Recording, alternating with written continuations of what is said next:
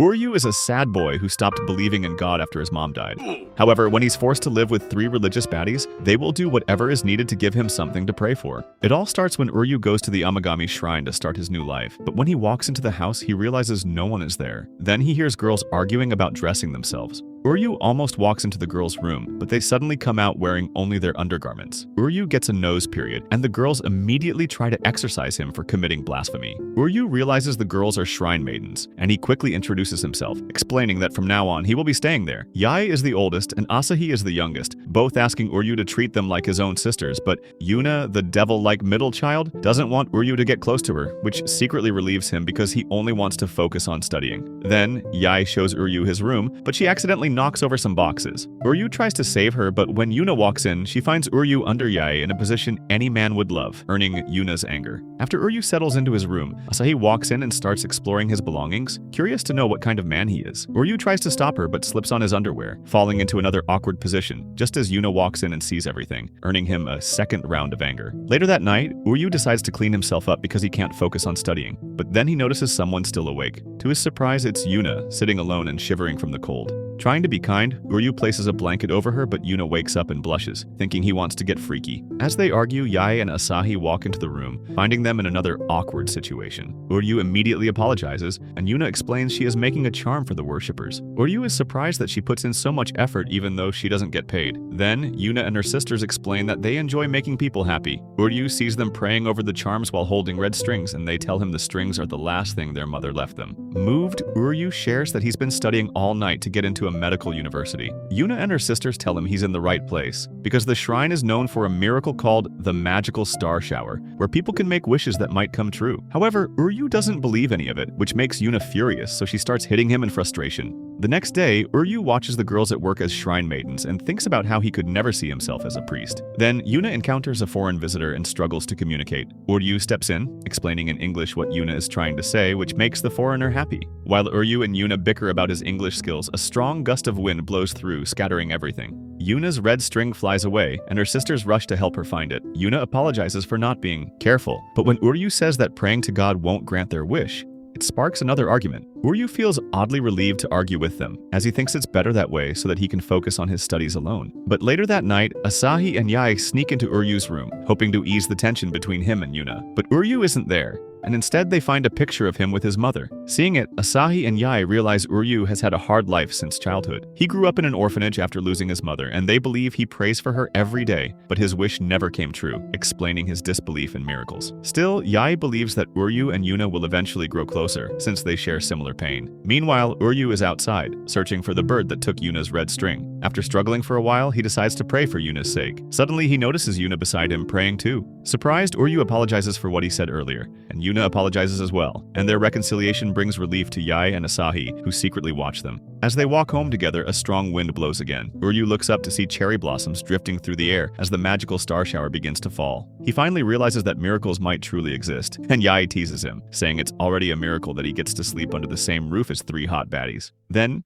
Yuna's missing red string falls gently onto her head, leaving them all stunned. The next day, the shrine's priest, Chidori, comes to tell Uryu and the girls that Uryu will become his grandson-in-law and succeed the shrine. This means Uryu has to marry one of the girls, which shocks everyone. Uryu quickly tells him that he's only there to live for free and focus on studying, not to become the next chief priest. Chidori replies that it's a shame he doesn't want the position because if he did, he could easily get into the medical university. Hearing that, Uryu immediately changes his mind and decides to focus on getting into the university. The girls are stunned that Chidori thought so deeply about it, and none of them wants to marry Uryu, especially since he doesn't believe in God. So they come up with a devious plan to make Uryu leave the shrine on his own. Yuna and the others tell him to cook, but when Uryu checks the kitchen, he sees they barely have any supplies. Still, he manages to prepare a delicious meal using only the bare minimum. Next, the girls take him to do laundry, which embarrasses them when they realize Uryu is handling their undergarments. But to their surprise, he manages the laundry like a professional. Then, he's tasked with cleaning Yae's messy room, and once again, he does it perfectly, leaving everyone speechless. However, Uryu overhears Yuna saying she wants him to leave because of the marriage issue. Yae and Asahi, on the other hand, want him to stay, mostly because he's useful with chores. Despite that, Uryu quietly packs his things and leaves. On the train, the girls spot him studying diligently, determined to become a doctor. They follow him to a spooky, rundown house, which terrifies them. Suddenly, Uryu appears behind them, carrying a group of children, and he freezes in surprise when he sees Mahiru. The girls soon learn that Mahiru is the house mother of Uryu's orphanage, especially after she playfully teases both Uryu and the girls. Uryu asks Mahiru why she never told him about the marriage arrangement, but Mahiru explains that she already made a deal with Chidori. Then Uryu is shocked to see his childhood friend Shirahi, whose tomboyish demeanor immediately startles Asahi. One of the orphan children proudly shows the girls a set of paper cranes he made, which reminds Uryu of the charms Yuna likes to create, and she tells him it's not a waste of time, and encourages the kids to make more because it brings happiness. Then, the girls try to help by folding paper cranes, but they struggle, forcing Uryu to show them how it's done. He folds a perfect crane with ease, leaving everyone amazed. Then, a little boy nervously asks if his paper crane will make his mother better, and Uryu gently tells him that it will, and that he should never give up. The girls watch in awe, and Mahiru reveals that Uryu once made thousands of paper cranes for his own mother, hoping she would get better, which explains why he wants to become a doctor. Shirahi and Mahiru agree that Uryu is a good person, and they tell the girls to take good care of him. Later that afternoon, Uryu complains to Mahiru that his study time keeps getting interrupted because the girls force him to do chores around the shrine. Mahiru laughs and reminds him that when he was little, she did all the chores in the orphanage by herself without ever complaining. Hearing that, Uryu smiles and says he won't complain anymore. He decides to return to the shrine because he's realized the girls truly care about him. When he gets back, the girls immediately start teasing him, saying he must have a crush on Mahiru. Embarrassed, Uryu apologizes for leaving and tells them they can always ask him for help with anything. The girls are touched and tell him they'll do the chores together with him because they're family now. The next day, Uryu sees how unreliable the girls are when it comes to chores, forcing him to take over most of the work himself. Just then, Chidori walks in and praises Uryu for doing such a great job with the girls. Then, with a serious tone, Chidori tells Uryu that if he truly wants to deepen his relationship with the girls for marriage, they'll have to go through a formal marriage interview. Chidori explains how the marriage interview works to Uryu, and Uryu assumes the girls must be against the idea, but he's shocked when Asahi appears completely ready for it. After Chidori leaves the two of them alone in a room, Asahi immediately suggests they do something together. Uryu panics, thinking she wants to do hot cardio when she starts to undress, but he's stunned when she reveals she just wants to go jogging with him. Then, Uryu and Asahi jog around town, and he tells her she seems like the happiest and most athletic of all the sisters. He doubts that a girl like her could outrun him, but hours later he's out of breath and completely defeated. Then he decides to take a bath, but accidentally walks in on Asahi, who is already bathing,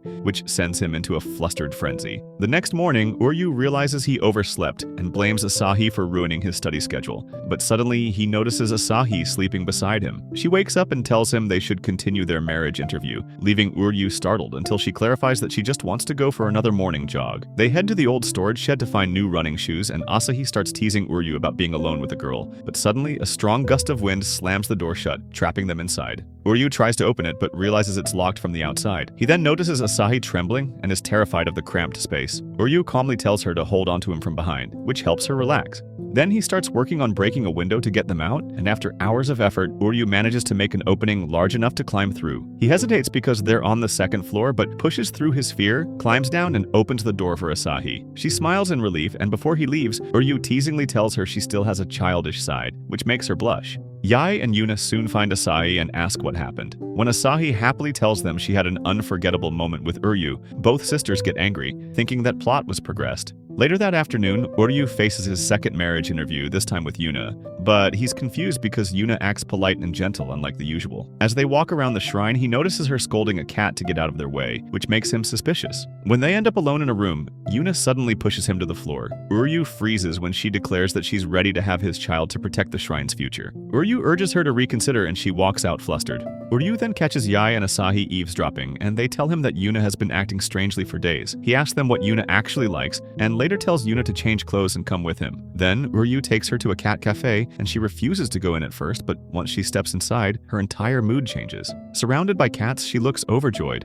Afterward, Yuna remembers her mission to save the shrine, but Uryu gently reminds her that it's okay to have fun sometimes, especially since her sisters worry about her. They spend the rest of the day together at the cafe, laughing and playing with cats until noon. Before heading home, Yuna buys small presents for her sisters and one for Uryu, which makes him blush because he's happy to see her enjoying herself. The next day, Uryu prepares for his third marriage interview, this time with Yae, but she doesn't show up. Uryu goes to her room to check on her and accidentally catches her changing. Flustered, he leaves and waits for hours, but when he returns, she's gone. He asks Yuna and Asahi, but they don't know where she is either. Meanwhile, Yae is at the Inari shrine doing her hobby of sketching. She's startled when Uryu suddenly appears, explaining that he found her using his detective skills. Yae blushes, realizing Uryu really wanted to do the marriage interview with her. They spend the day together at the Inari shrine, enjoying each other's company until evening. Before they part, Yae gives Uryu a handmade charm as an apology for skipping the interview. Then she asks shyly which one of them he plans to marry, making him freeze. Suddenly, he slips down the stairs and hits his head, seeing a vivid vision of his future in college, being successful and carrying the family name Amagami.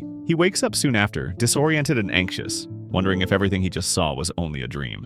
Later, Uryu learns from Yuna that they have an important guest coming. When Uryu buys cakes for the guest, he hears some people talking about the festival and how they haven't gone to the shrine for a while. Uryu goes back home, where a man tells them he is there to buy the shrine, which shocks everyone. Chidori introduces the man to the others as Miyamon, who is the financial supporter of the shrine, and is disappointed that after the girl's mother dies, the shrine stops receiving many visitors, meaning the sisters are trash at what they do. While Yae tries to hold Yuna's anger, Uryu suddenly makes an offer to Mimon. He tells him that if they can bring thousands of visitors to the festival, they will get to keep the shrine. Mimon laughs at Uryu's offer but accepts it anyway. Later, Uryu goes to research past festivals because he needs to gather information. The next day, he reveals the problem with the shrine's festival, and the girls realize their mother used to have many connections that brought visitors to the shrine, but after her death, they lost most of those ties. Uryu then tells them about his plan of using social media, and he wants the girls to attract attention to the shrine like they're selling feet pics. Yuna hesitates, but Asahi volunteers. She posts a cute picture of herself but gets only 1 like. Then she posts a shy picture of Yuna and gets 2 likes.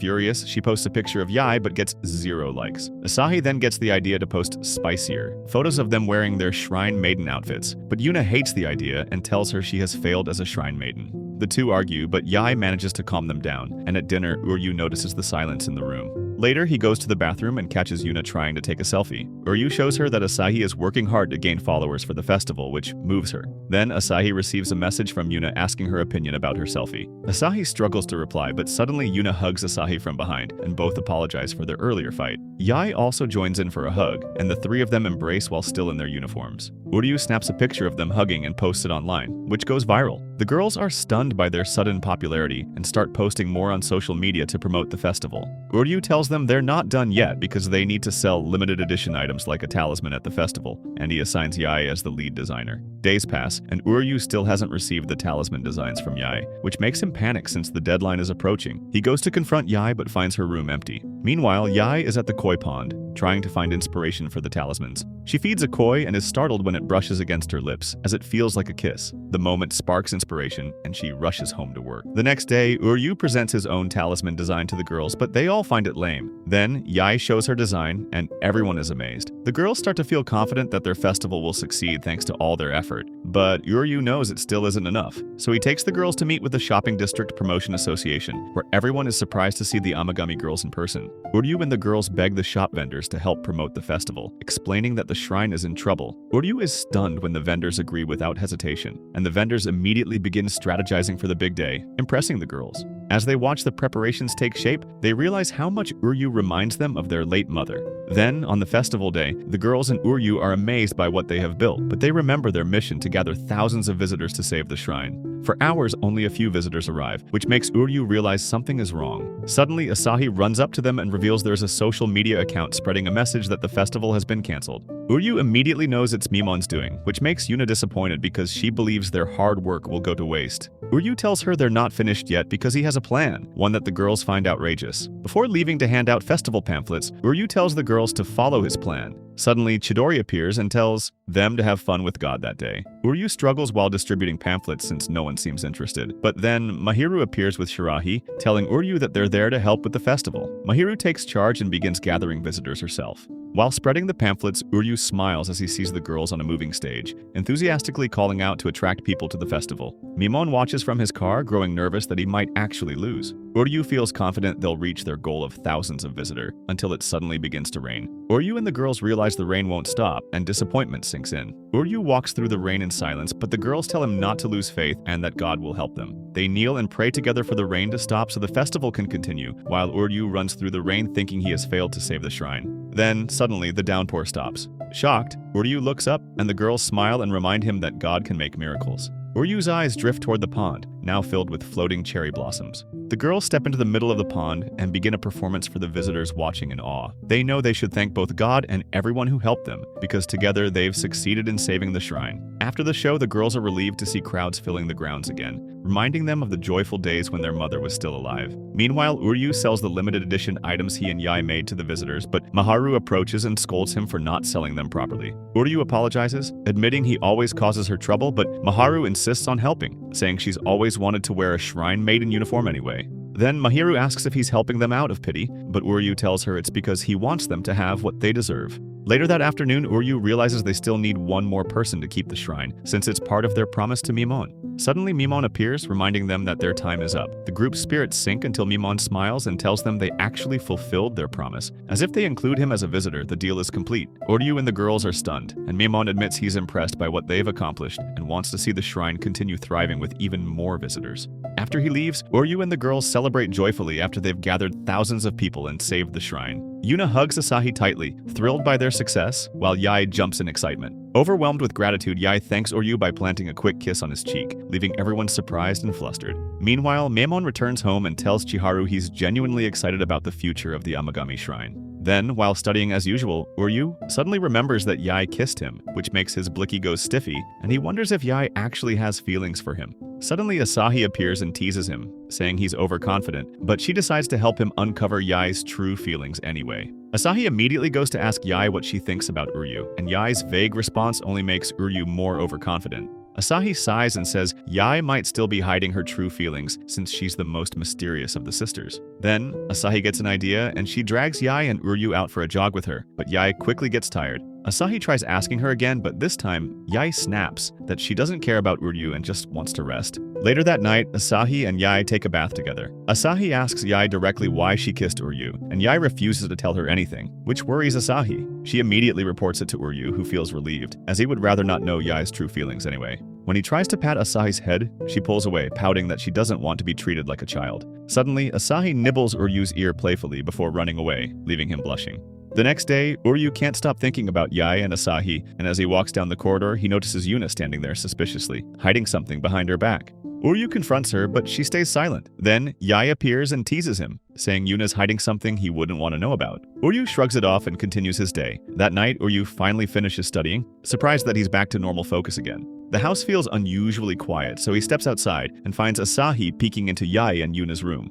Curious, Uryu joins her and learns that Yae and Yuna are making a present for Asahi's birthday. Around midnight, Yae and Yuna compare their gifts. Yae proudly shows the stuffed animals she made, while Yuna presents a talisman full of heartfelt wishes. Asahi and Uryu secretly watch them argue over whose gift is better, and Asahi smiles at their sibling bond. But during the argument, Yae and Yuna accidentally destroy each other's presents. When Asahi and Uryu step in, the sisters can only wish Asahi a happy birthday empty-handed. But Asahi doesn't mind, as she's happy they remembered and put effort into making something for her, and the three sisters hug tightly. The next morning, Yae and Yuna want to make it up to Asahi with something special, but Asahi tells them to look outside instead, and they're stunned to see the broken presents repaired by Uryu. And beside it is a small letter with a handwritten message wishing her a happy birthday from him, which makes her smile brightly. Meanwhile, Uryu, having fallen asleep afterward, dreams of Yuna kissing him on the lips. When he wakes up flustered, he rushes to the orphanage after receiving a text from Mahiru. While he's gone, Asahi and Yae try to ask him for a favor, only to find he's already left.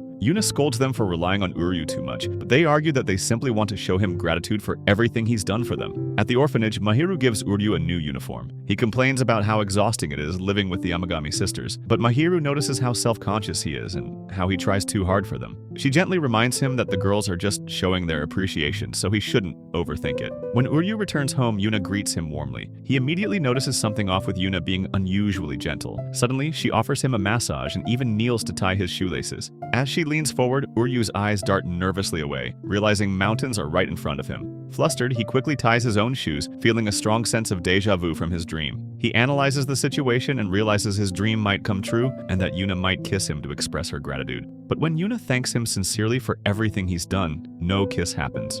Uryu exhales in relief until a girl suddenly runs past and trips, bumping into Yuna, sending her nearly kissing Uryu. But he catches her face just in time, stopping their lips from touching. His face turns red as he quickly stands and bolts home, embarrassed and aware of what almost happened. Meanwhile, Yuna throws salt over herself to purify her spirit and mutters to herself, wondering if what she did was enough. Then, Uryu has a dream again, but this time he sees how they go to the Arashiyama shrine, and the girls all hug him. While having breakfast, Yuna tells them that she needs to consult with Yomiko regarding the shrine. Asahi reveals that Yomiko is the assistant priest of the Arashiyama Shrine, which surprises Uryu. He tells the girls that he doesn't want to come with them because he knows what the future holds and wants to create his own future. Uryu insists on studying that day, but Chidori forces him to deliver a package for the girls, so Uryu immediately runs to the Arashiyama Shrine to give the package to Yomiko. When Yomiko welcomes the girls, she tells the maid to serve them 4 cups of tea, despite only the girls coming. Suddenly, Uryu appears and shows them the package, a box sealed with warning signs. The girls are scared of what it is, but Yomiko calms them down because she can open it. When Yomiko opens it easily, Uryu is surprised that Chidori is just giving them a box full of mochi. While eating the mochi, Yomiko introduces herself to Uryu as the assistant priest of the shrine. Then, Yomiko starts explaining about the Arashiyama Shrine, and the sisters tell Yomiko about the problem they are having. But first, Yomiko teases them about how they have grown up, and then she reveals that she booked a hot spring resort for them to enjoy. Uryu doesn't want to come with them because he knows what will happen if he does. Then, he sees the shrine maidens performing a ritual taught by Yomiko, which amazes him. Yuna tells Yomiko that they want the Amagami Shrine to be like the Arashiyama Shrine, and that they need Yomiko's help, but Yomiko dodges the question and hugs the sisters instead. Suddenly, Uryu confronts Yomiko about why she avoids Yuna's question. Yomiko believes that the sisters should find their dreams first and learn whether they truly want to become priestesses or not. Yuna immediately tells Yomiko that she is ready to serve God forever, but Yomiko reveals the truth that if they are truly ready, then they don't need her help, leaving the girls shocked. Uryu confronts Yomiko for being cold towards the sisters, but Yomiko calls him out for being a hypocrite who is still hesitant on who to marry, even though he knows the shrine's fate is in his hands. Then, Yomiko advises them to clear their minds, and gives her their answers in the morning. Then, Uryu and the sisters wait in silence, unsure who should speak first, but Yae decides to be alone. Then, Uryu is about to go home when suddenly, Yuna almost falls, but he catches her, which reminds him of his dream. Asahi says that Yuna is depressed, and Uryu wants Yae to take care of Yuna, but Yae isn't there. Then, Asahi decides to look for Yae, leaving Yuna with Uryu so he goes to buy drinks for Yuna, but she drops the it because she feels depressed. Yuna then tells Uryu that she has her own dream, but doesn't want to disappoint anyone. And hearing that, Uryu goes to buy her another drink, and sees Yomiko creeping behind Yuna, so he confronts her. Yomiko immediately runs away out of embarrassment, and when Uryu returns to Yuna, he realizes she is missing. Minutes later, Uryu finally finds Yuna standing near a river, and suddenly taking off her pants and walks into the river. Uryu grabs her, urging her to open her eyes and relax. Suddenly, Yuna notices that Uryu is accidentally holding her melons, which makes her furious. Yuna tells Uryu to stop helping them if he really wants to become a doctor, but Uryu tells her that everything he does for them is because he truly wants to, which makes her blush and burst into laughter. Then, Yuna realizes that Uryu is genuinely helping them and starts mocking him for being stupid. Afterward, Asahi is happy to see that Yuna has cheered up again, and then Uryu asks Asahi if she has found Yae yet. Yuna tells them that Yae has grown up and they shouldn't be overprotective of her. Then, Uryu goes back home and thinks about how the girls feel that he is still not close to them yet. Later that night, Yae looks up at the beautiful moon in the sky, which refreshes her. Suddenly, Uryu appears, surprising Yae because he manages to find her. Uryu tells her that he is worried about her sitting alone outside at night, which makes her blush. Then she confronts him about answering a question wrong, and Uryu is impressed that Yae can do mathematics, and she reveals that she is good at other things too, including martial arts. Then she suddenly tells Uryu that she could become a designer or a mathematician, but she wonders if she should marry someone and inherit the shrine. Uryu becomes embarrassed because she is asking him directly, and suddenly, a gust of wind makes Yae fall into the river. But Uryu manages to save her. He is soaked and sneezing all over the place, so they go to the hot spring inn, where Uryu uses the sisters' bath. Yae confronts Yuna, asking her if anything happens between her and Uryu, and Yae gets embarrassed, recalling the accident. After Yuna leaves, Asahi tells Yae that she has an idea to apologize to Uryu. Meanwhile, Uryu is relaxing in the hot spring when Yae walks in on him. Uryu thinks that Yae is going to bathe with him, but she only comes to give him shampoo and calls him a creep for thinking naughty thoughts. After bathing, Uryu sees Yae struggling to choose a drink, and it reminds her of a woman who told her about her future, which made her indecisive and childish. Uryu chooses a drink for her and tells her that he will be her guide if she ever feels lost. Yae decides to prank Uryu and tells him that she appreciates him, but will choose her own drink. Later that night, Asahi teases Uryu to sleep beside her, but Yuna stops her and tells Uryu to sleep somewhere else because she is scared that his pickle might go beast mode. Uryu decides to sleep in the drawer and asks them what they plan to tell Yumiko about their future, but no one answers. Uryu tells them that he's asking because he considers himself part of their family, which makes them blush. But Yae and Asahi then break the silence by starting a pillow fight. The next day, Uryu wakes up sleeping next to the sisters, but he notices that Asahi is missing. He goes outside and sees Asahi on her phone, so he confronts her. Asahi accidentally drops her phone, and when Uryu picks it up, he sees that she is being scouted for a relay race. Asahi reveals that she wants to become an athlete and that next year she will live alone in Tokyo. Uryu tells her that she needs to tell her sisters, but she admits she is worried. Suddenly, Yae and Yuna wake up and confront them. Asahi runs away, which makes Yuna furious, thinking Uryu did something to her. Uryu explains that Asahi is going to leave the shrine next year, but the sisters aren't surprised because they already suspected it. Yae and Yuna tell Uryu that ever since they were little, Asahi was always the one who learned everything by herself and wanted to become an adult quickly, so all they could do was support her. Meanwhile, Asahi runs away from her sisters, just like in the past, but this time she knows she has to change and become an adult. Suddenly, Uryu catches up to her, bringing Yae and Yuna along, and he tells Asahi that she should be honest with her family before it's too late. Yae and Yuna put a red string on her hair because they want to cheer her on her future. Asahi realizes that her sisters are supporting her, but she changes her mind and tells them she's not leaving for Tokyo because she wants to be with them forever. Suddenly, Asahi faints, and Uryu carries her. When she wakes up, Asahi hugs Uryu and tells him that he's like a big brother to her, which makes the sisters smile warmly. Later, Uryu wakes up at the shrine, surprised to see the sisters all grown up and asking him about the promised day. He asks them what it is about and is shocked when he learns that he is going to marry all of them. Suddenly, Uryu wakes up from his dream, but this time everything seems normal, and he wonders if it really was just a dream. Meanwhile, Yomiko and Harumi meet up to talk about Uryu and the sisters. Harumi thanks Yomiko for letting Uryu stay at the Amagami shrine, but it turns out to be part of a plan because Chidori needs someone to marry one of his granddaughters. Then, Yomiko begins to tell Harumi about her past and the time she met the sisters for the first time.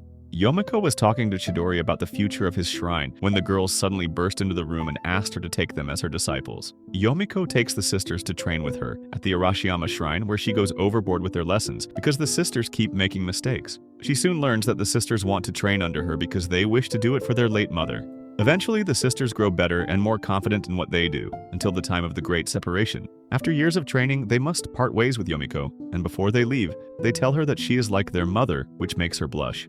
Back with Harumi, Yomiko explains that she received an order from Chidori to choose one of the sisters to marry the shrine's inheritor. However, Yomiko feels that none of them should marry just to inherit the shrine, because she wants them to follow their dreams. Still, she admits she isn't their mother or family, so she can't make that decision for them. Harumi tells her that family or not, she shouldn't worry because she could still become family to them in her own way. At the same time, Uryu tells the sisters something similar when they start worrying that they might not get to spend time with Yomiko again. Later that night, the sisters and Uryu meet Yomiko on a bridge because the sisters want to reveal their plans. Uryu has some doubts about what they will say, thinking they might still be too childish. Then, Yomiko asks the sisters which one of them would like to succeed the shrine, and to everyone's surprise, all of them choose themselves. The sisters immediately start arguing about who should inherit the shrine, while Yomiko simply smiles at their enthusiasm. Uryu steps in and tells Yomiko that the girls aren't ready to succeed the shrine yet, and asks her to keep looking after them for a while longer. Yomiko agrees, realizing that she was too hasty in trying to choose among them, and so she tells the girls that she will always be there for them whenever they are in trouble.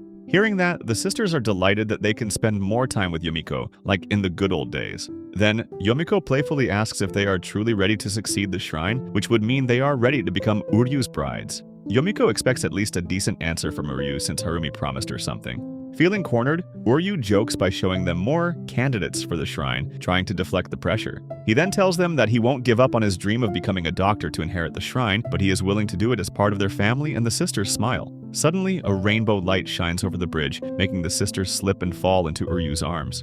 Before they hit the ground, Asahi makes a wish that they should all marry Uryu for their own good, and the sisters immediately start arguing about which one of them should be his bride. Uryu realizes that Asahi's wish might actually come true because the moonlit rainbow of dreams has just appeared, leaving the sisters blushing and embarrassed. Seeing how close the sisters have become with Uryu, Yomiko feels relieved, knowing their future is in safe hands. She smiles to herself, eager to see what lies ahead for them. Without Uryu realizing it, all the dreams he has about the future are actually guidance, quietly given to him by Yomiko to lead him toward a better destiny. The next day, Uryu makes breakfast when the sisters pop up, surprising him because he sees them wearing their school uniforms. The sisters ask him which school he transferred to, and Uryu is curious as well, but Yuna knows he won't be going to the same school as her, or Asahi, since their school is an all-girls academy. While Uryu prepares himself, Yae tells Yuna that their school has recently changed to a co-ed school, and the next thing they know is that Uryu and Yuna are in the same class. Being the only boy in his class, all the girls crowd around him, which makes Yuna furious. She warns Uryu not to tell anyone that they live in the same house because it could get her in trouble. Uryu understands her feelings and already plans to study hard, since the school has a high academic level that could help him get into the university he wants.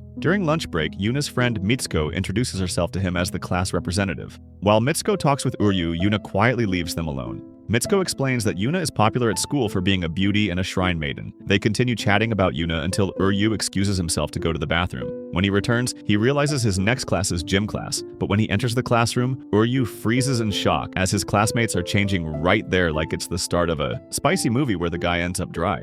Panicking, he immediately shuts the door, terrified his school life could end before it even begins. He waits a few minutes outside and Mitsuko and Yuna step out and find him waiting awkwardly. No one else notices what happened, except Yuna, who mocks him for it. The next day, Uryu makes lunch for the sisters, amazing them and brightening their mood. When they mention that their late mother was the last person who ever made them lunch, Uryu promises that he'll make lunch for them from now on. At school, during lunch break, Yuna reveals her homemade bento to her friends, and Mitsuko immediately realizes that Yuna's lunch looks exactly like Uryu's. Both Yuna and Uryu panic, and so Uryu quickly starts eating his food to make it seem like they aren't connected. Mitsuko grows suspicious, convinced that something is going on between the two. Later that night, while washing the dishes, Uryu reflects on how close he came to being caught. Suddenly, Yuna approaches him to thank him for the lunch.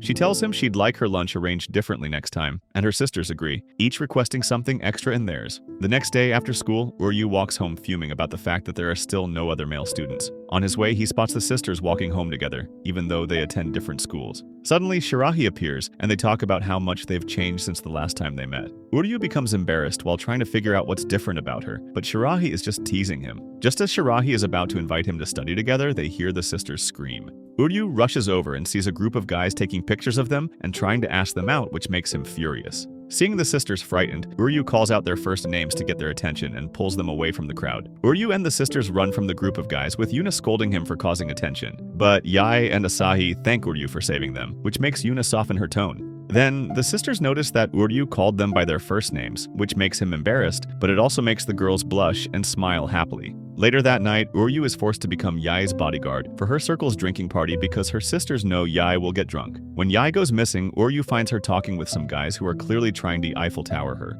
Uryu doesn't like it and tells them he is her boyfriend, which scares the boys away and flusters Yae. After that, Yae continues talking about Uryu as her boyfriend, and the girls listen in. Later, Yae introduces her best friend, Makoto, to him, but Makoto scolds him for being pathetic in protecting Yae, and Uryu quickly realizes he won't be friends with Makoto. While going home, Yae reveals she used to have many boyfriends, but they were only marriage candidates who gave her false hope because they never actually met her. Suddenly, Uryu tells Yae that he can be her fake boyfriend, just to protect her from creeps and ensure she's happy, but Yae leans in and says that she can't be happy with him now. When they get back home, Uryu sees a wallet on the floor and he remembers it belongs to Yae because when he and Yae went shopping, they helped a lost girl find her parents. While they waited, Uryu was the one who paid for the crepes Yae bought for the girl. Uryu wants to give the wallet back to Yae, but looks inside first to make sure. He's shocked when he sees that Yae's real name isn't Yae, but Reiko. Uryu goes into her room and sees she isn't there. Suddenly, he hears Yae bragging to her sisters in the other room. He goes to check and sees Yae showing off, convincing Yuna and Asahi to stay up late and come with her to Kyoto. At first, Yuna and Asahi refuse, but after Yae talks about how beautiful Kyoto is at night, they immediately change their minds. Yae calls Makoto to pick them up, and Uryu doubts she'll come. To his surprise, Makoto actually shows up, ready for a late-night stroll. Makoto doesn't want Uryu to come with them, but when Yae insists, Makoto agrees to let him come. Before they leave, Uryu returns Yae her wallet, and both of them say they have something they want to talk about, which makes Yuna and Asahi nervous, thinking he has already picked Yae to marry him. Then, the group goes to Yae's recommended spot, a place where they're supposed to see fireflies. But there aren't any fireflies that night, and Uryu notices they're all distracted. He takes the opportunity to talk to Yae about her real name, but Makoto interrupts him, and he realizes Makoto has a problem with him. After a while, Yae, Yuna, and Makoto leave to find fireflies, and Asahi and Uryu decide to get some fresh air. While sitting together, Asahi starts asking about Uryu's preferences in girls. Uryu is surprised but answers honestly, and Asahi worries that Uryu might have feelings for Yae because she secretly likes him herself. Then, Asahi suggests they move on and look for fireflies, but Uryu says he likes staying there, so they remain where they are. When Yae, Yuna, and Makoto return, Asahi has already fallen asleep on Uryu's shoulder, comfortable feeling his warmth. Later, Yae and Makoto take them to a convenience store, and while they're shopping, Uryu tries texting Yae about their earlier conversation, but Makoto turns off Yae's phone, which makes him suspicious. Then, Uryu notices Yuna doesn't buy anything, even though she's staring at ice cream, and he sees that she doesn't like troubling others with her desires. So, Uryu buys every ice cream variety and lies, saying he bought too much, luring Yuna to eat with him. See, when Yuna sees her favorite flavor, she eats it happily and enjoys it. While the sisters eat ice cream, Makoto hands Uryu a coffee, praising him for what he just did. Uryu then asks Makoto if she knows anything about Reiko, which immediately gets her attention. Makoto tells him to forget everything he knows about Reiko because she no longer exists in this world. While heading home, Uryu finally sees a message from Yae. In it, she tells him they can talk once they arrive at the shrine. Then, the group goes to the Inari shrine where the sisters are all happy because no one else is there except them. Uryu can't think straight because Makoto tells him not to ask Yae about Reiko, warning that it could ruin everything. Before going home, Yae proposes a little test of courage. The Inari shrine has 2 paths leading to the summit, and she wants them to split up and test their courage. Uryu immediately wants to pair up with Yae alone because the name Reiko keeps bothering him. This makes Makoto furious, and she decides not to participate in Yae's game. Yuna and Asahi are shocked when Uryu volunteers to go with Yae because they both think he's already dating her. Suddenly, Asahi insists on pairing up with Uryu instead, saying she feels lucky when she's near him. Yuna is surprised to see her sisters practically glued to Uryu, and she starts overthinking that they might end up doing hanky-panky if she leaves them alone, so she decides to join in as well. With a game of rock, paper, scissors, Uryu ends up going with Yuna, while Asahi pairs up with Yae, and Makoto follows them secretly from behind. Asahi feels embarrassed, realizing she just showed her sisters a bit of her true feelings for Uryu.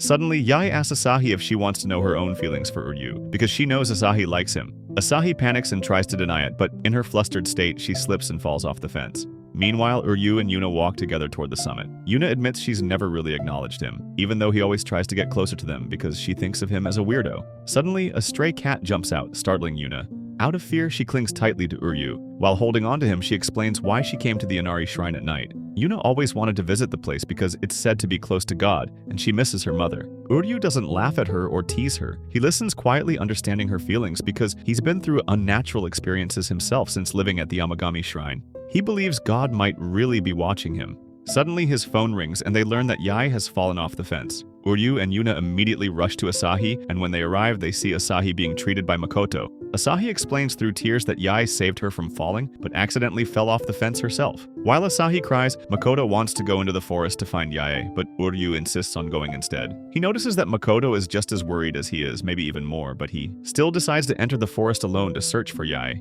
Uryu steps into the darkness of the forest, frustration building inside him. Suddenly, he spots a mask in the shadows and thinks it's Yae, but then it vanishes. Furious, he closes his eyes, and in an instant, he sees the girl he once saved from being lost. The scene around him shifts, and he's back in the past, and somehow he's a little kid again. Confused but remembering his purpose, he begins walking until he finds a girl sitting alone on a park bench. The girl is performing a strange ritual, snapping her fingers rhythmically, which fascinates him. Uryu learns that her name is Reiko. She's alone and hungry, so he takes her to a nearby shop to buy her some snacks. As they eat, he realizes that Reiko knows almost nothing about the outside world. Sitting by the riverbank, Reiko asks Uryu to feed her the snack he bought, but he tells her to eat it herself. She tries it and is amazed by the taste, her eyes lighting up with curiosity about the outside world. Uryu begins telling her stories, sharing what he knows, and as he talks, he can't help but be reminded of Yae. Later that night, Uryu tells Reiko they should go to the police to find her parents, but Reiko says it's unnecessary as her escort has already arrived. Relieved, Uryu gets ready to leave, but then he sees the escort treating Reiko harshly, reminding her that her life has already been decided by her mother.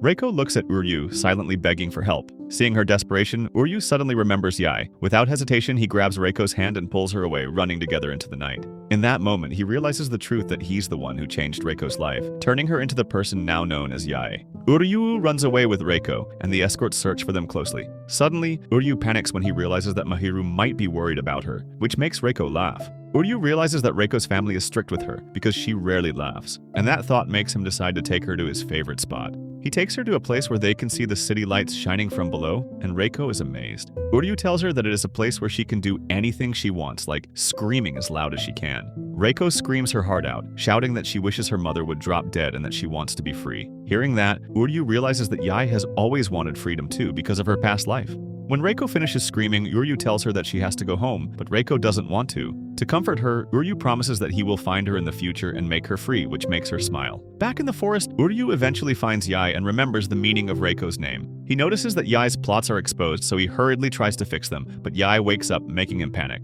Uryu tells the others that he found Yae and that they should meet at the entrance, which makes everyone relieved. When Uryu and Yae are finally alone, he decides to tell her about Reiko. Uryu tells her that he saw her real name wasn't Yae, and he is shocked to realize that the girl he once saved is her. Then, Uryu tells her that seeing that lonely girl grow into someone full of freedom makes him happy, and Yae blushes. She remembers how her own mother banished her from the family because she sought freedom, and because of that, she was given to the Amagami shrine, where she learned to live freely with her sisters. Before the others arrive, Yae holds Uryu's hand and thanks him for being the reason she could be free. When the sisters appear and immediately hug Yae, Uryu tells Makoto that he now knows what happened to Reiko. Makoto is furious that he didn't listen to her warning, but she is also relieved that he was the one who saved her. The group eventually goes home. Uryu, Yuna, and Asahi notice that Yae immediately goes to her room. Yae blushes and feels happy about Uryu because he finally understands the truth. She hugs her pillow and acts as if it were Uryu, realizing that she's starting to have feelings for him. Summer arrives and Uryu notices that it's getting hot in his room while he studies. Suddenly, he's surprised to see Yae also in his room, reading quietly.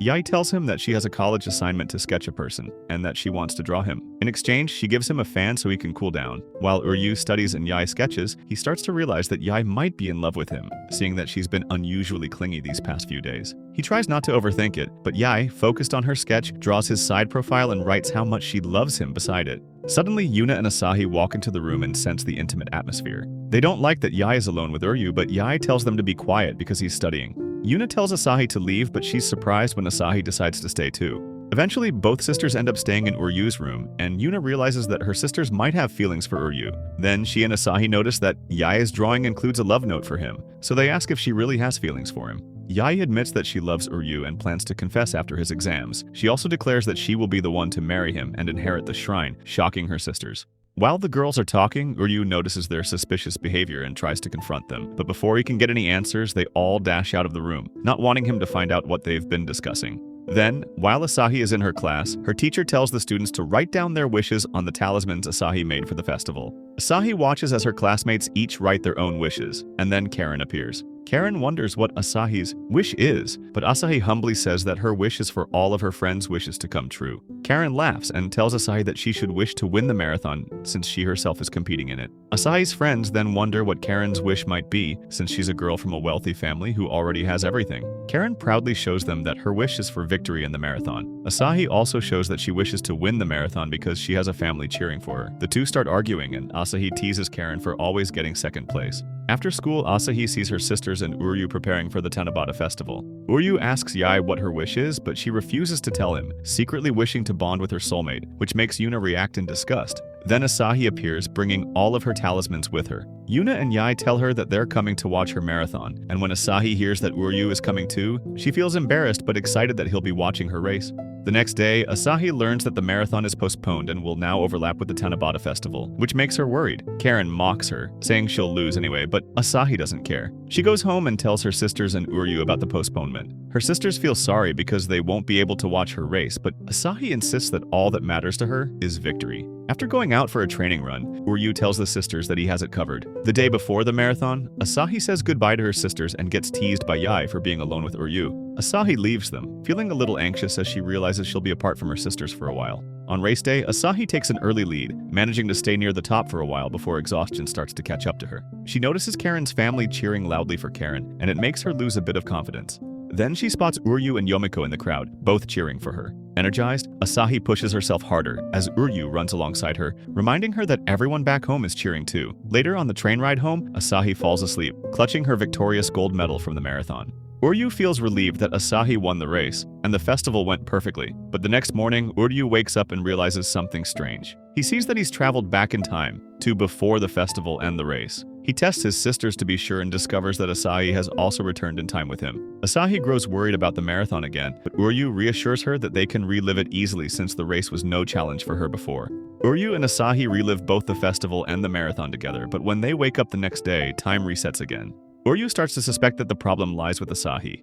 He tells her that she needs to do everything differently until the festival and the race, but instead, she keeps making new wishes. Over the next few days, Uryu watches Asahi practicing how to type and doing different exercises, saying it's part of her new wishes. Uryu then asks if she wants to come to the festival instead, knowing that she's been looking forward to it.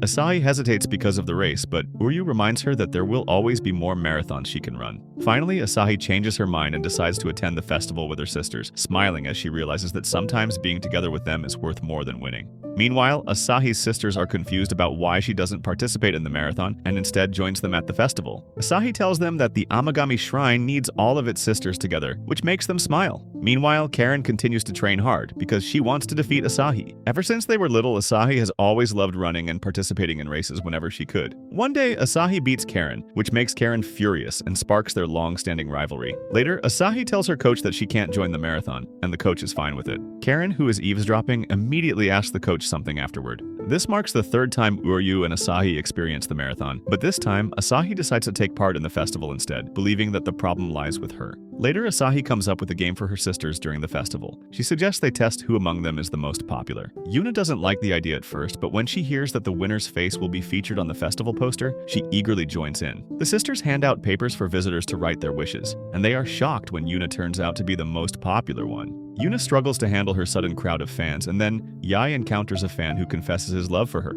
Yai tells him that her heart already belongs to someone else, but her sisters quickly silence her before she says more.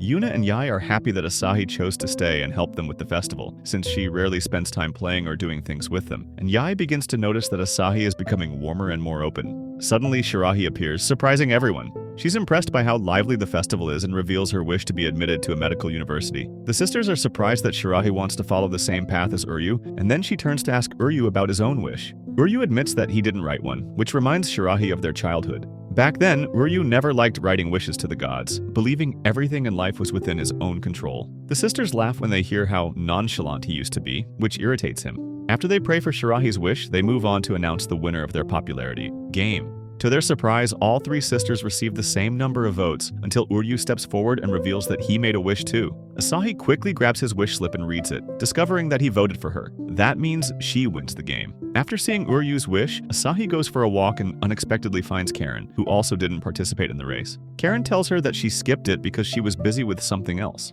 Asahi doesn't pry and instead asks if Karen has a wish, but Karen says her wish can't be granted. After Karen leaves, Asahi notices she dropped her wish paper. She picks it up and is shocked to see that Karen's wish is for a fair race with her. Then, the festival turns out wonderfully, just as Asahi hoped, but despite everything, Uryu and Asahi still end up returning to their time loop. Uryu panics and starts searching the internet for answers, while Asahi seems to enjoy the repetition. But when he lifts the blindfold covering her eyes, he realizes she's crying. Seeing her tears, Uryu promises that he'll be there for her and find a way to end this. Suddenly, Yai walks in and gets jealous upon seeing them together.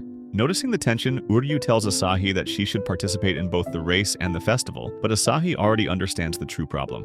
Uryu calls Yomiko to help cheer for Asahi during the race, then asks her how Asahi can take part in both events. Yomiko points out that the time loops have all been caused by Uryu's decisions, not Asahi's. Meanwhile, Asahi falls ill from overworking herself for both the festival and the race. She reflects on how she became so uncertain and always torn between staying with her family and chasing her dreams. Suddenly, someone knocks on her door, and when she opens it, she screams. Uryu rushes into her room and is stunned to find Asahi and Karen in a fun position together. Minutes before that, Asahi is surprised when Karen comes by to check up on her, but she insists she's fine and starts teasing Karen for being worried. Suddenly, Karen pushes Asahi to the ground and begins undressing her, demanding that they race right now. Asahi screams and Uryu rushes in to check on them. Karen drags both Asahi and Uryu to a jogging park, where she explains the race rules with Uryu acting as the timekeeper.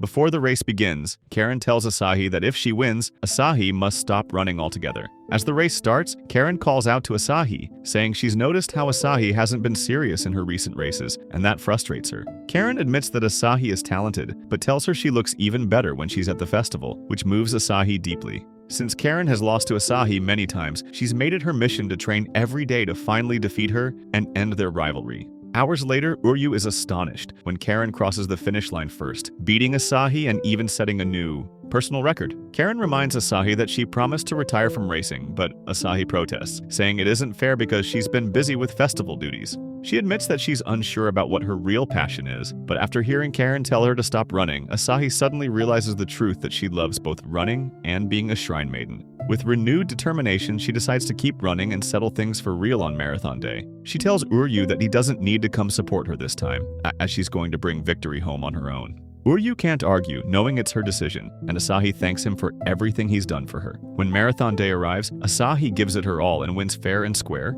earning a gold medal and setting a new personal best. After the race, Uryu and Asahi wake up and realize they've finally broken free from the time loop, filling them both with joy. Asahi mocks Uryu playfully, but Yuna soon bursts in, telling them to get ready for the second festival. Confused, Asahi listens as Chidori explains that Yomiko suggested holding another festival based on the old calendar. A month passes, and the second Tanabata festival begins.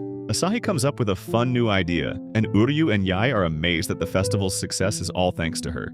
Yuna and Yai approach Asahi and tell her she's changed, making her curious. Yai smiles and says Asahi has become cuter and happier, as if she's finally let go of something heavy. Blushing, Asahi tells them how glad she is to have them as her sisters. Later that afternoon, Yomiko appears, and Asahi thanks her for the suggestion. But Yomiko accidentally lets slip that it wasn't her idea, but it was Uryu's. She reveals that Uryu has been asking around to get everyone's approval for the second festival, which moves Asahi deeply. Yomiko warns her not to tell him, but just then, Uryu shows up. Asahi quickly leaves, wiping away tears, while Uryu thanks Yomiko for her advice, though she has no idea what he's talking about. Uryu presses her for answers, asking if she knows how many times they've relived the festival, but Yomiko refuses to spoil anything.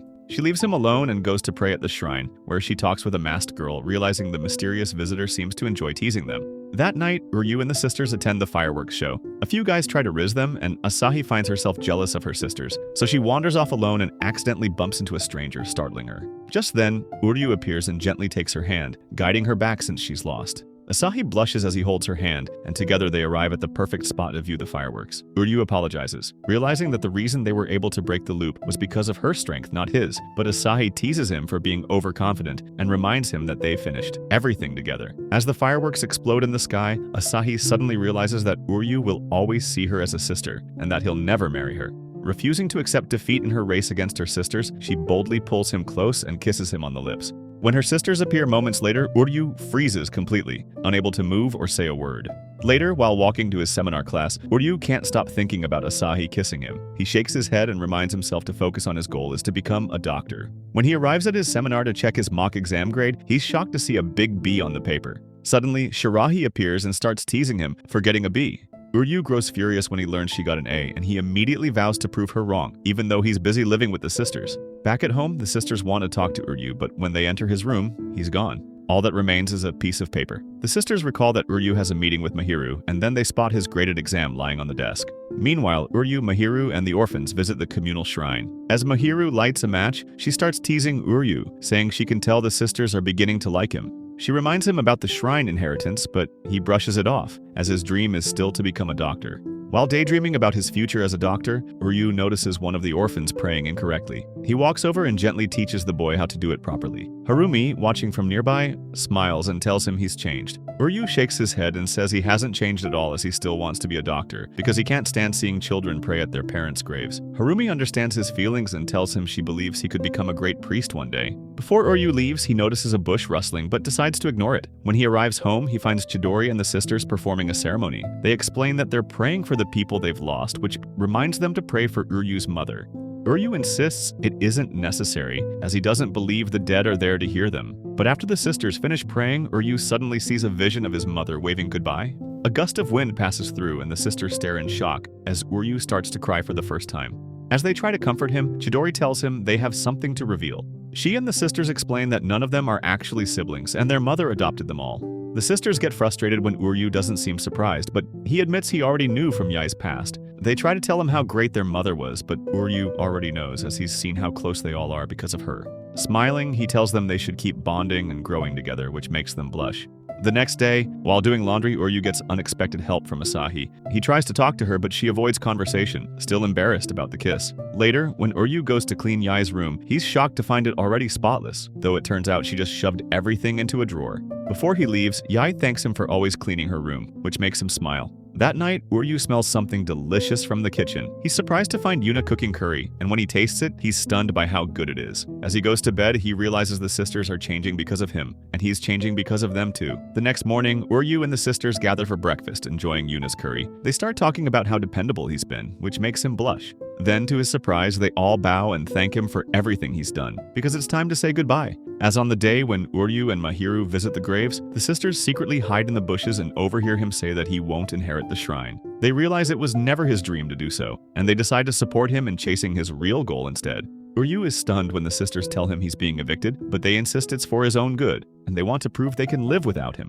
When Uryu finishes packing and prepares to leave, the sisters tell him they'll find a new heir and thank him for his time. Shocked, he walks away. But as he walks, he remembers praying for his mother every day as a child. Suddenly, he turns back toward the shrine, and standing before the sisters again, he announces that he's found their next heir in the form of a boy who once prayed to God to heal his mother's illness, and when she passed, stopped believing.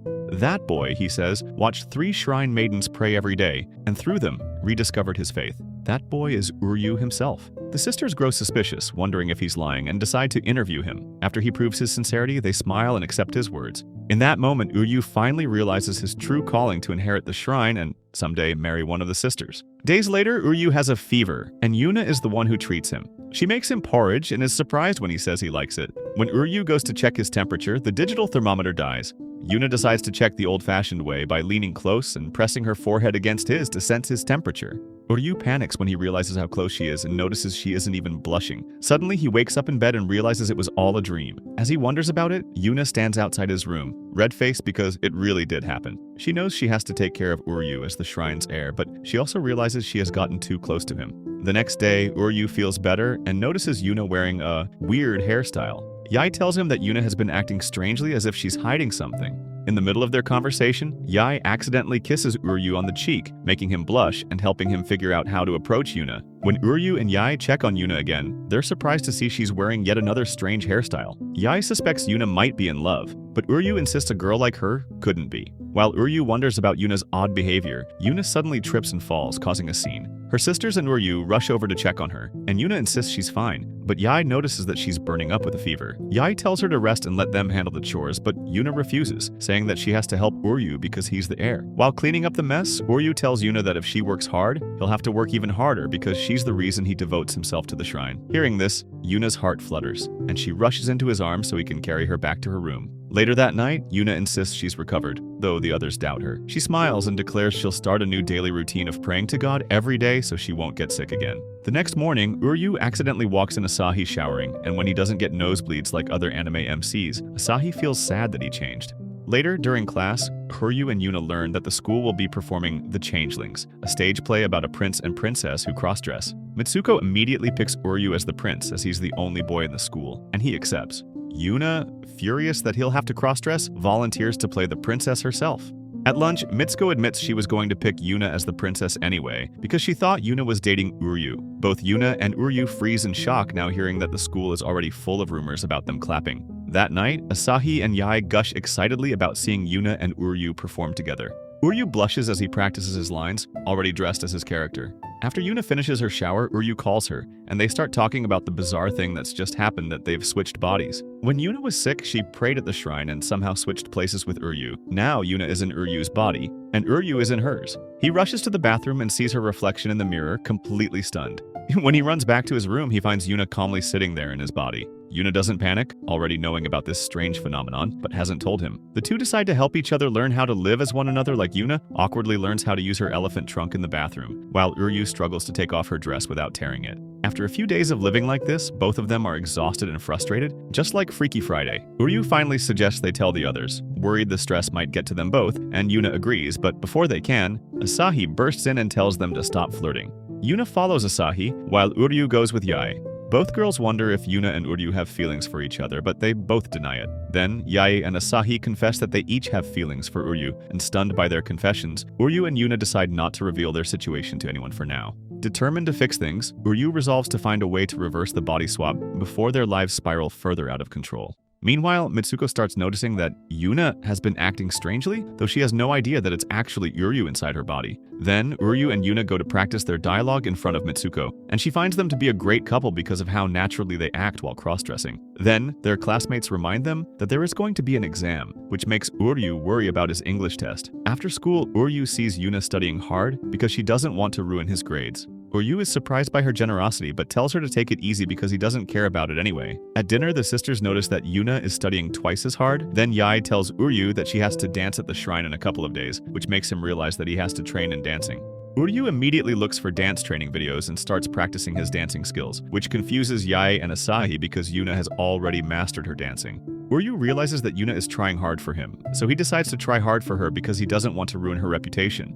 He also begins to understand what Yuna is going through, and the thought energizes him. The next day, Uryu feels stiff because he trained all night. Then he accidentally tells Mitsuko that the shrine found an heir, which makes Mitsuko realize Yuna isn't really Yuna. Uryu panics and wonders if Yuna is hiding something from him. Suddenly, he sees a girl wearing a mask pulling him away. Uryu wakes up and realizes he is back in his own body, and he wonders if the girl wearing the mask is the one controlling them. He also wonders why Yuna brought him to a stall, and then he notices a key that can open one of the doors. Meanwhile, Yuna is also back in her own body and immediately sees Mitsuko praying for her. Mitsuko tells Yuna about the air, which makes Yuna smile and say that it's just a joke. Then, Uryu and Yuna go home, relieved that they are back to normal, but when Uryu gives Yuna the key, she panics and quickly tells him that she just found it. Uryu tells her that he wants to know more about her because she's family, and then they notice the others staring at them out of jealousy. Yuna tells Uryu that he doesn't have anything to worry about, which makes him overthink. When Uryu lies in bed that night, he wonders if they could switch bodies again because he wants to know more about Yuna's secret side.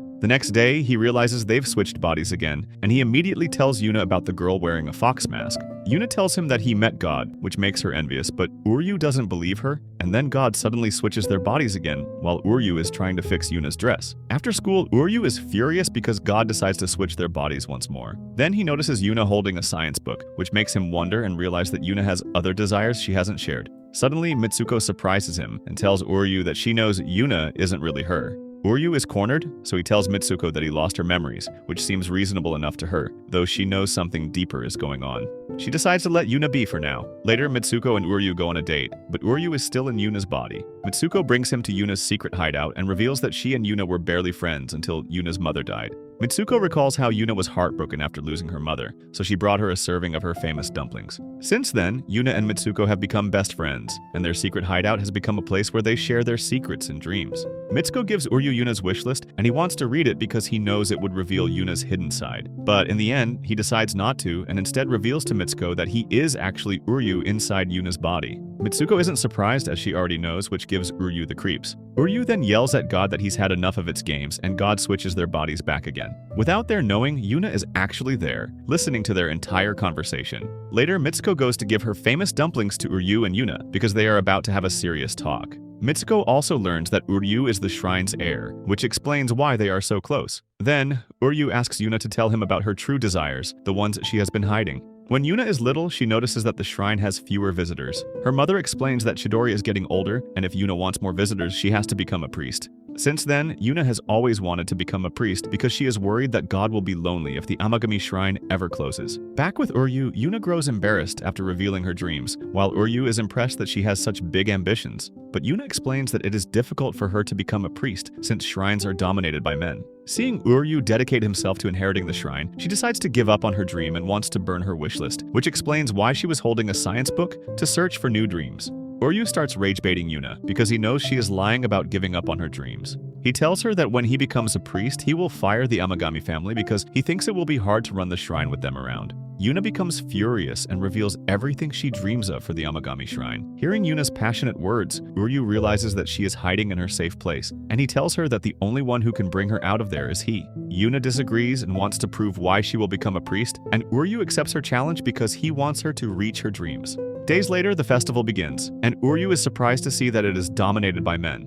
Mitsuko explains that every year at the festival, men come because they are trying to hit on the sisters, which makes Uryu worry about them. Suddenly, he sees Yae getting harassed, but Yae manages to make them leave, which surprises him.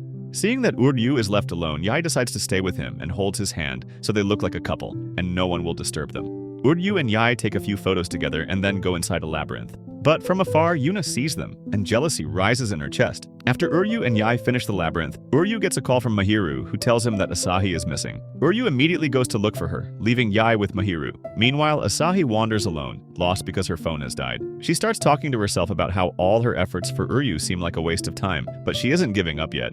Then she spots a girl confessing her feelings for Uryu through a speaker. On impulse, Asahi takes the speaker and calls out to Uryu herself. Uryu immediately runs to the roof, worried that Asahi might be hurt, but when he finds her, she just wants to have a festival date with him. Yuna overhears what Asahi says and remembers their earlier talk about Uryu.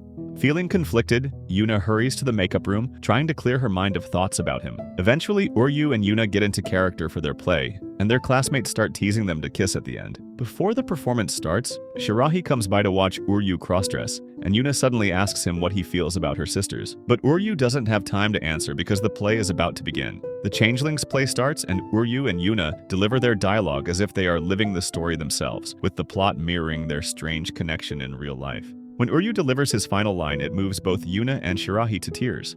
After the play ends, Uryu notices Yuna blushing before she suddenly runs away from him. Alone on the rooftop, Yuna tries to purify herself, but Mitsuko stops her. Yuna confesses to Mitsuko that she feels strange whenever she is with Uryu, and Mitsuko smiles gently and tells her the truth that she is in love. Later, while Shirahi cooks at her home, Uryu texts her to study together at his house, which makes her smile. While studying, Shirahi notices that Uryu can't focus because he keeps thinking about the sisters possibly having feelings for him. Shirahi confronts him since he's acting strangely, and then Asahi suddenly walks in with drinks. Asahi almost falls, but Uryu catches her just in time, keeping the drinks from spilling. Shirahi grows jealous and excuses herself to the restroom. Yai brings her there and starts asking Shirahi for pictures of Uryu when he was little. Yai tells her that she's interested in them, which makes Shirahi realize that Yai and Asahi truly do love Uryu. Before going back into Uryu's room, Shirahi hesitates, feeling insecure as she remembers when she used to be the only girl for him. When she enters, she sees all the sisters in Uryu's room, where Yuna and Uryu are arguing about who should serve Shirahi's snacks. Suddenly, Uryu checks Yuna's forehead to see if she has a fever, which makes Yai and Asahi jealous while Yuna blushes. After studying, Shirahi asks Uryu to come to her house for dinner. Uryu agrees at first, but when he hears that the sisters are having trouble without him, he decides to stay, breaking Shirahi's heart. When Shirahi gets home, she immediately cries, devastated because she had been looking forward to dinner with Uryu. She regrets ever meeting him because she feels that the Uryu she once knew is gone, though deep down she still wants to see that version of him again. Suddenly, one of her friends texts her, saying she has started dating the man of her dreams thanks to a charm. The next day, Uryu and the sisters have breakfast together and talk about the Kurogami charm, which, according to rumors, can grant anyone's wish, especially if they want to date someone. Hearing the conversation, Yai decides to take everyone to visit the Kurogami charm because she has something planned. On the way there, Uryu grows frustrated because they have to hike first to reach the shrine. Still, he joins them because he's curious about God, and he asks the sisters about their wishes. Yuna says she wants to become a priest and hopes Mitsuko will open a dumpling shop near the shrine so she and Uryu can enjoy it together. Asahi wishes to win the marathon over Karen and have Uryu as her lover. Yai's wish is to go on a vacation with Uryu, see him dance, and finally have him propose to her. Uryu watches the sisters giggle over their own wishes, which creeps him out a little. The group finally arrives at the Kurogami shrine, only to find it abandoned. Yuna and the others get startled by a crow. Suddenly, Uryu tells them that he saw someone inside the shrine, which frightens them, but they assume it must be Kurogami itself. The sisters ask Uryu about his wish, but he stays firm in his belief that the only ones who can grant their wishes are themselves. The sisters ignore his skepticism, still hoping the charm will somehow tie their fates to Uryu. Without their knowing, the person Uryu saw inside the shrine is actually Shirahi, hiding from them for some reason. After the group leaves, Shirahi stays behind, begging the Kurogami god to grant her wish. Suddenly, Uryu senses a dark shadow fly over him, and then he collapses. When he wakes up, he realizes he's back at his orphanage. Uryu assumes the sisters brought him there after he fainted, but then he's shocked to see Shirahi in the bathroom. Shirahi teasingly tells him to bump her belly in the shower, which makes him nervous and run away. Uryu rushes back to the Amagami shrine, only to find that the sisters have kicked him out. He tries to prove who he is, but none of them recognize him. When he returns to the orphanage, Shirahi greets him warmly, though she notices he looks devastated. Uryu can't believe the sisters no longer know who he is. Suddenly, Shirahi steps closer and kisses him on the cheek. Uryu is stunned, but Shirahi smiles and reveals that they are a couple. Then Uryu has a dream where the sisters don't acknowledge him, no matter how much he tries to make a fool of himself. Then he finally realizes it isn't a dream, but it has been 3 days since his life at the shrine disappeared. When Uryu wakes up, Shirahi and Harumi tell him to rest as long as he wants at the orphanage because he's been acting strangely. Hearing their words, Uryu realizes he's trapped in a phenomenon where he and Shirahi never leave the orphanage. In this phenomenon, Uryu and Shirahi attend the same school. He's even recommended by the school to join the medical university, and he has guy friends. Uryu knows he has everything he ever wanted, yet something about Shirahi still bothers him. At lunch, he realizes that he's dating her, and while he doesn't mind, he's trying to find a way to return to his real world. After school, Uryu asks Shirahi if she knows about the sisters, but she doesn't. Uryu tells her that he wants to go back to the world where he was chosen by the shrine and where they aren't dating. His words make Shirahi furious as she mistakes them for him wanting to break up. Then, Mahiru reminds him of how the two first met when they were children. Uryu used to be a cool, kind boy who helped others, which is why Shirahi fell for him. While Shirahi studies in the hallway, Uryu comes to apologize and study with her, which makes her happy because she finally gets what she's always wanted. Later that night, Uryu can't sleep, not because he's troubled, but because he has nothing to worry about.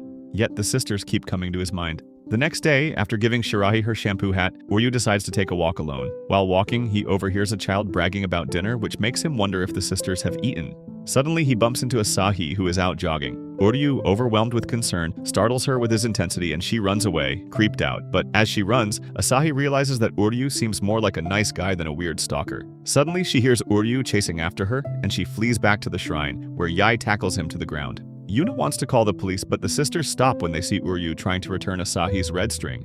Asahi thanks him for being kind, and Uryu tells them all to stop because he has something to say. He He tries to remind them that he's their family member, the one who does the laundry, cooks lunch, and helps clean the shrine. But Yuna refuses to believe him and insists he's a stranger, forcing him to leave. Uryu prepares to move on with his new life, but just as he starts walking away, Yae suddenly stops him. She tells him to wait, as she remembers that Uryu is the boy who once saved her in the past. Meanwhile, back at the orphanage, Harumi and Shirahi worry because it's raining. Shirahi decides to go look for him, knowing she might have an idea where he is. Uryu explains everything about his alternate world to the sisters, also revealing that he knows details about their past, something that creeps Yuna out. Determined to prove himself, Uryu shows that he's not just talking, and he can do everything he claims. After he demonstrates his skills, the sisters still refuse to let him help at the shrine, but they agree to help him return to his real world because he's earned their respect. While the sisters discuss how to send him back, Uryu looks at them and tells them that he loves them. Then, he decides to head home. But when he opens the shrine's door, he freezes as Shirahi is standing there, waiting for him. Then, while Shirahi uses the sisters' bathroom, the sisters corner Uryu and force him to elaborate, since his girlfriend has told them he's acting crazy. Uryu explains that in his alternate world, he never dated Shirahi, but now that he is, he doesn't want to break her heart just to solve his problem. After Shirahi finishes her bath, the sisters show them the room where they'll be sleeping. Uryu feels happy to have his old room back, but he's torn about what to do. The sisters suggest he break up with Shirahi, while Harumi advises him to support her instead. Suddenly, Shirahi knocks and asks to come into his room, which is perfect timing since Uryu wants to talk to her. When she walks in, he's shocked because Shirahi starts teasing him with multiple freaky things she can do with her tongue. Uryu quickly tries to stop her, reminding her that they're in a shrine, but she laughs it off and says she just wants to study with him. The sisters eavesdrop, thinking the couple might do something spicy, but when they realize Uryu and Shirahi are just calmly studying, they decide to leave them alone. While studying, Uryu finds it hard to focus because he's overthinking everything.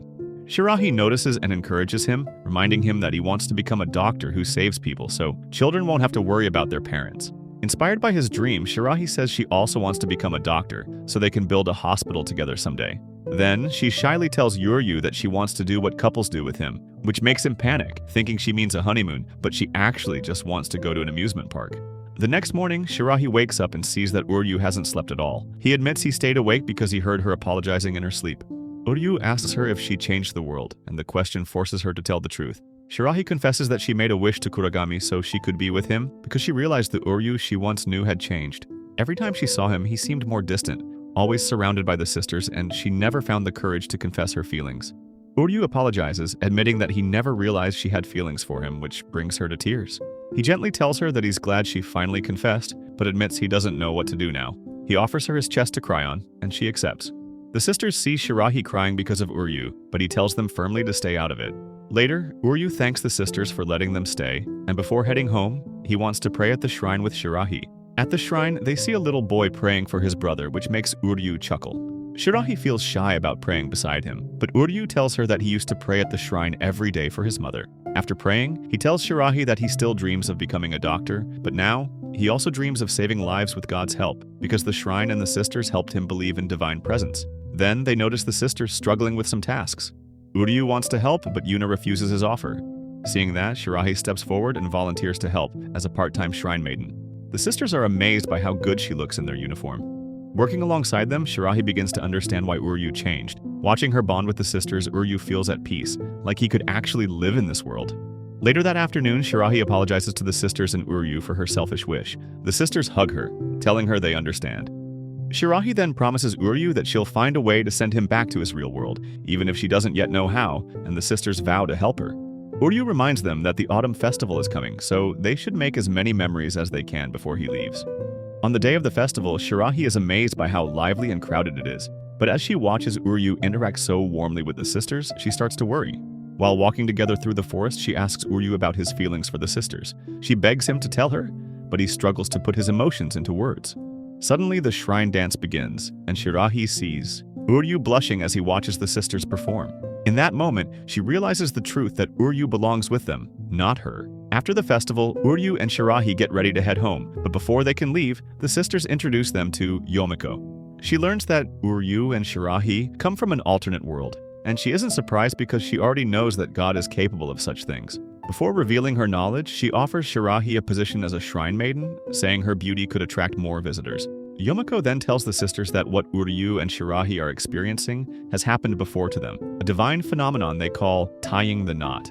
Yomiko explains that tying the knot is a manifestation of God's will, a connection between the current world and another. Then, Yomiko explains how they can return home, which is by praying to the god who brought them into this alternate world, Kurogami. After wishing them luck, Uryu asks Yomiko how his memories could remain intact if he's truly on a different Earth. He worries that Yomiko might know more than she lets on, just like when he was looping before. Suddenly, Yomiko's demeanor changes. She tells Uryu that he is too early to learn the truth, her tone dark and cryptic, which terrifies the sisters. When Yomiko leaves the shrine, Uryu still doesn't understand her explanation fully, but he knows one thing, and that is he must go to the Kurogami shrine. Meanwhile, God speaks to Yomiko saying she went overboard, but Yomiko doesn't care, as it's all part of her plan for something much greater. The next day, Uryu and the girls head toward the Kurogami shrine.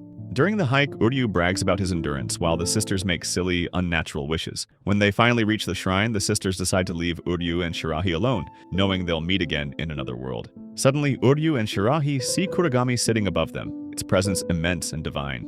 Shirahi immediately kneels and prays to be sent home. Kurogami asks if she truly wishes to return, and she nods without hesitation. But just as Kurogami begins to grant her wish, Uryu stops it, terrified that Shirahi might not come back safely. Kurogami explains that it knows them well from their hearts, their wishes, and every wish requires payment. Then, with a snap of its fingers, the world shifts around them. They stand at a crossroad where two paths stretch before them, one leading back to their original world, the other keeping them in the current one. Uryu hesitates, remembering Yomiko's warning to prepare before leaving. Shirahi begins to speak, her emotions spilling over. She confesses her feelings to Uryu, begging to hear his in return. Uryu tells her how intelligent, beautiful, and kind she is, but Shirahi shakes her head, saying she doesn't want compliments, only truth. Finally, Uryu admits that he doesn't want to leave the sisters. He wants to stay by their side, to make them happy with his own hands, and he's never felt this sense of belonging before. Then he declares his decision to return to his original world and tie the knot with the sisters. Shirahi listens quietly, tears welling in her eyes. She understands his feelings and accepts the price she must pay for her wish. Together, they walk toward the crossroad that leads Uryu back home. The journey feels endless until a glowing wormhole opens before them. Uryu says his final goodbye, promising he'll never forget her. Shirahi reaches out for him, but she's too late as he's gone. Uryu wakes up in his room, gasping. He rushes to find the sisters, but their room is empty. Desperate, he opens the bathroom door and finds the sisters changing. His eyes widen, tears streaming down his face as his nose bleeds at the same time. That day, Uryu prepares a barbecue for everyone, showing how dependable and caring he's become. The sisters watch him proudly, smiling at the sight. Suddenly, Miyamon appears, teasing Uryu and admitting he's jealous of how close he is to the sisters.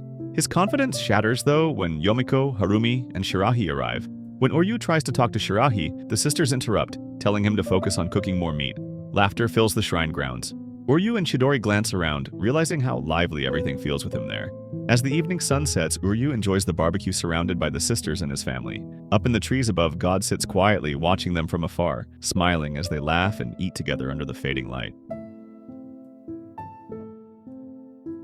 Tani is a lonely loser with no friends and no hoes. However, his life takes a turn when the most popular baddie in school takes a sudden interest in him and starts doing everything to rizz him up. It all started on a regular day with Tani sitting alone in class when suddenly Suzuki, the most popular trap queen in school, tries to talk to him. However, since Tani is a rizzless creep, he treats her like background noise, but somehow getting brutally shut down excites her. Just then, two of Suzuki's baddie friends show up, and they start gushing about Suzuki's new eyelashes. Suzuki asks for Tani's opinion, but he coldly tells her that he knows nothing about eyelashes. Hearing his icy voice tickles Suzuki's wet flaps, making her laugh like a dummy in love. Her friends are confused to see her this excited, since Tani is obviously not showing any interest in her. While staring at Tani, Suzuki reflects on how deeply in love she is with him, but she just can't bring herself to confess her feelings. Even though everyone in class sees Tani as a creepy weirdo, to Suzuki, he is a stallion who speaks his mind freely, and that's why she is simping hard for him. In the past, Suzuki had always prayed for an opportunity to tell Tani how she felt about him, and one day her dream came true when the teacher asked everyone to switch seats.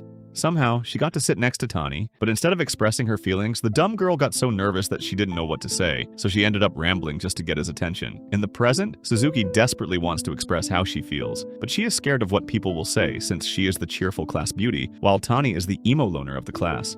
That day after class, she accidentally runs into none other than Tani at the locker and freaks out. Nervously, she asks why he is still in school, and Tani tells her it's because he has to submit some committee work. Not knowing what to say next, Suzuki then shyly asks if they can walk home together, and Tani agrees. On their way home, Suzuki starts asking a bunch of stupid questions, but Tani ignores her just like that Latina with a fatty ignores you. This continues until Suzuki brings up a massive burger the size of Tani's head that she recently ate, and she starts raving about it. However, just when she thinks she is the most boring human on earth, Tani asks if the burger was good. Suzuki immediately says it was super good, then asks if he would like to grab one with her sometime. Tani accepts her invitation, and for a brief moment, Suzuki is unable to believe that Tani, the school's resident loner, is willing to go out with her. This makes her heart pound like it's on crack, and she gets so excited that she accidentally bumps hand with Tani. This makes her freak out, but to her shock, Tani holds her hand, and for a moment, everything around Suzuki seems to be moving in slow-mo. It all feels like a surreal dream as she can't believe she is holding hands with her crush. Oh my god! Okay, it's happening! Everybody stay calm! Suddenly, two girls from their school approach, so Suzuki gets super embarrassed and runs home immediately. No! No! No! Throughout that day at home, Suzuki couldn't stop thinking about holding hands with Tani. Even at night, she spent hours thinking about it that she slept late, and by the following morning, she woke up late for school. When she finally makes it to school later that afternoon, she is surprised to find that Tani is not at his desk. Just then, one classmate named Yamada approaches Suzuki and asks whether she and Tani are dating, explaining that one of their classmates saw them walking home together like lovebirds the day before. Suzuki freezes, unsure of what to say, and when she can't withstand the pressure any longer, she lies that it didn't happen. Just after she says this, Tani shows up to get a notebook from his desk, and Suzuki immediately feels like a two-timing Felicia for lying. Throughout that day in class, she can't concentrate as she just wants to apologize to Tani, but she is too shy to. When school closes for the day, Suzuki shakes like a faulty washing machine as she desperately tries to apologize before Tani leaves. While she is suffering from anxiety, Tani suddenly jerks her and then asks that they forget all that happened the day before. Right after saying that, he walks away, leaving her feeling more miserable than she already is. While she spirals emotionally, her classmates meet her and try to play with her. However, Suzuki can't contain her emotional outburst anymore, so she tells everyone she is in love with Tani and then confesses that they did indeed walk home together the day before. While she expects her classmates to make a mockery of her, she is taken aback when they all support her and encourage her to pursue her love interest. Feeling hyped up, Suzuki immediately runs after Tani, but she still cannot believe how easy it was to express her emotions in public. Meanwhile, as Tani walks home, he feels like trash for letting his emotions get the best of him and making him hold Suzuki's hand the day before. Suddenly, Suzuki eventually catches up with him, and while standing on the bridge, she loudly announces her love for him like a freak. Tani is caught off guard by her confession, but Suzuki steps forward and apologizes for lying in front of everyone, explaining that she did so because she was scared of what people would say. She tells him she wants to spend more time with him, and then admits she was super happy when he held her hand. After listening to all she has to say, Tani also admits that anytime she doesn't talk to him in class, he feels like a part of him is missing. Upon hearing this, Suzuki cries in excitement, so Tani tries to wipe her eyes with his handkerchief, but stops when he recalls she has mascara on.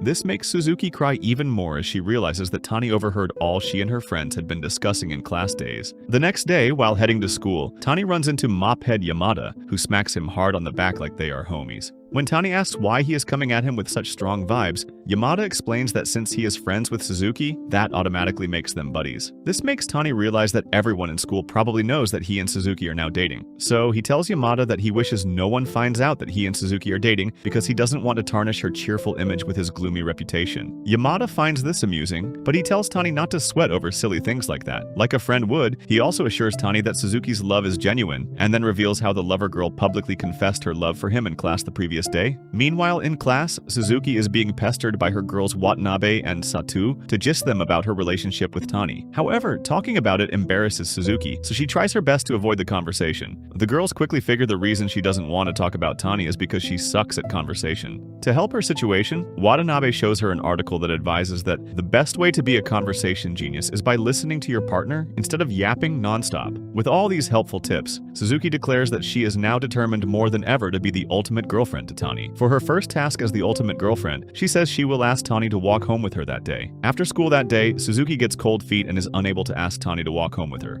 But when Satu urges her, she shyly asks Tani to walk home with her. Moments later, as they leave the class together heading home, Suzuki is tense, and this makes her walk like an old geezer with huge sacks. On the way, the silence between them is that of a graveyard. While desperately trying to find a way to break the silence, Suzuki recalls her friend's advice to be a good listener, but she has no idea what actually interests Tani. Tani, on the other hand, tries to say something, but since he is too much of a shy virgin, he didn't know how to express himself. Noticing this, Suzuki asks if he wants to tell her something, but Tani denies it and nervously walks ahead. However, his reaction makes Suzuki wonder if Tani is bored being around her, and this increases her nervousness. A few minutes later, they arrive at the junction where they part ways, and Suzuki feels miserable because she had wanted to spend more time with Tani. To her shock, Tani grabs her by the hand and asks if they could spend more time together. This makes Suzuki smile like a fat brat in a candy store. With that, they head to a nearby park, where Tani asks if she will be free that weekend, and then invites her to a hamburger date. Feeling excited, Suzuki agrees and even suggests they hang out somewhere easy to find. Tani agrees and tries to look up Google ripoff for a hangout spot,